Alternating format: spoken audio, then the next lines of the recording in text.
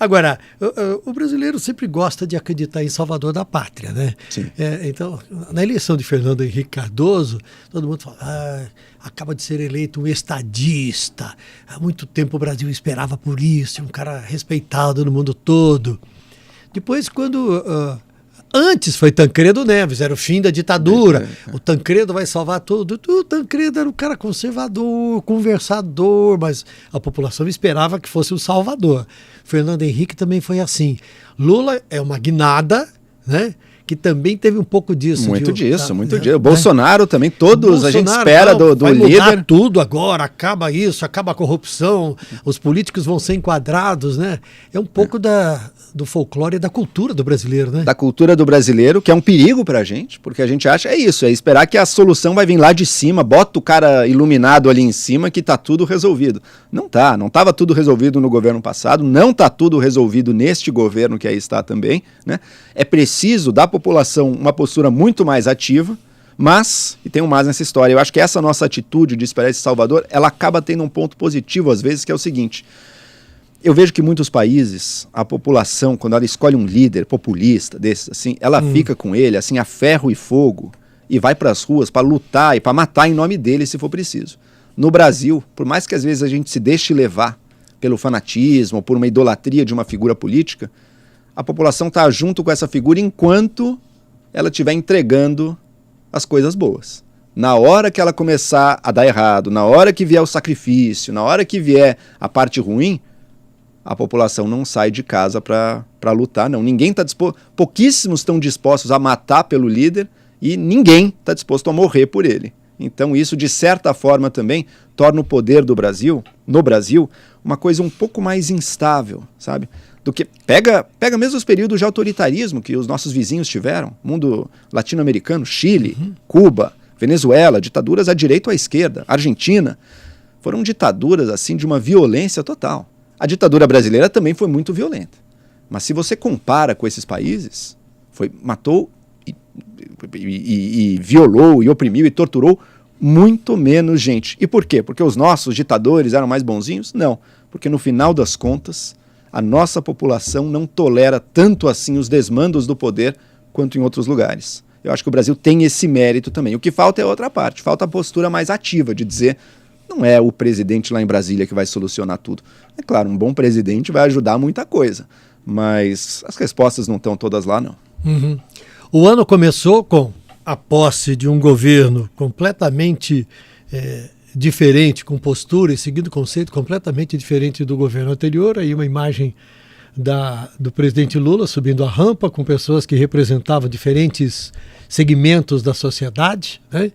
E de novo com grande esperança. E aí, uma semana depois do dia 1º, o país foi sacudido por uma tentativa de golpe. Invasão dos palácios, quebra-quebra, e alguns dias depois, prisões, né? Como é que você analisa hoje, quando a gente olha para trás, chegando no fim do ano, olhando para trás, como o ano começou, como é que você analisa a gravidade desses fatos da primeira semana do governo? Que loucura, né? Eu acho que o primeiro ponto a ser dito sobre os ataques de 8 de janeiro, né? Foram uma ação assim, completamente ensandecida, de uma pequena minoria, alguns milhares de pessoas, né, mas uma parte da população que estava muito fanatizada e que acreditava piamente num golpe de Estado no nosso país. E tentaram. Por que tentaram? Porque assim, isso a gente descobriu depois, quando a gente foi vendo aquelas mensagens de celular do ajudante do Bolsonaro e tudo. Tinha muita gente ao redor do governo que queria que o exército entrasse em cena para anular as eleições, para dizer que não valeu, não pode, o Lula não vai assumir, volta o Bolsonaro, ou faz outra eleição que seja. Então que queriam realmente um golpe de Estado. E estavam pressionando o Bolsonaro para que ele tentasse alguma coisa. Não sabemos bem por que motivo. Segundo o Mauro Cid, o ajudante do Bolsonaro, o motivo era que o Bolsonaro não confiava muito nos generais ali, no alto comando do exército, não dava para confiar, então ele não foi. Mas ainda tinha-se uma esperança de que tá bom, então o presidente não pediu. Mas e se o povo for pedir o golpe? E era isso que essas pessoas estavam, na cabeça ensandecida delas, fazendo. Elas estavam entrando ali, porque perguntam, mas como assim golpe? Eles não tinham arma na mão? É verdade, mas eles estavam entrando justamente porque eles queriam a tal da intervenção militar. E eles achavam que ali, naqueles atos de destruição, de invasão total, coisa horrorosa, né, que estavam fazendo, vamos dizer com todas as palavras, gente, eles defecaram no Congresso Nacional. Eu estou sendo literal, tá? No Supremo Tribunal Federal também. Porque isso aconteceu. É importante falar. Fisicamente, é importante falar. Porque é o nível de loucura. E achavam que iam provocar uma intervenção. Até que, quando anunciou-se que ia chegar, acho que era a polícia, um outro, enfim, grupo da polícia militar, ou as próprias forças armadas, acho que iam chegar ali para botar alguma ordem, uma parte daquelas pessoas comemorou. Porque achava que estava chegando a intervenção. Que eles tavam... Era uma loucura. Tinha gente ali que achou que o... Isso eu conto também porque a gente acaba esquecendo, mas é importante lembrar. Corria nos grupos de zap aí do povo que estava acampado ali em volta e tudo, corriam histórias do tipo, o Lula morreu e no lugar dele foi colocado um dublê. Então o pessoal estava alucinando. Então eles eram totalmente loucos, mas esses loucos não vieram de lugar nenhum. Essa turma de milhares de pessoas fanatizadas, e ao redor do Brasil outros centenas de milhares que não estavam ali, mas gostavam, queriam que acontecesse alguma coisa. Não veio do nada. Isso foi formado, isso foi alimentado, isso foi cultivado por anos de propaganda, de extremismo, de mentira, de segregação mental, enfim, anos de lavagem cerebral. Então foi bastante grave.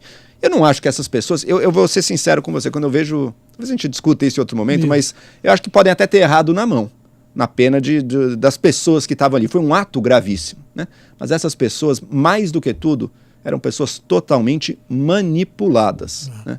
Não eram grandes pensadores. Arquitetos de um grande golpe militar. Eram pessoas profundamente manipuladas, entregando a vida, e não percebiam que estavam cometendo crimes e crimes graves em nome de um projeto ensandecido que tinha na cabeça deles.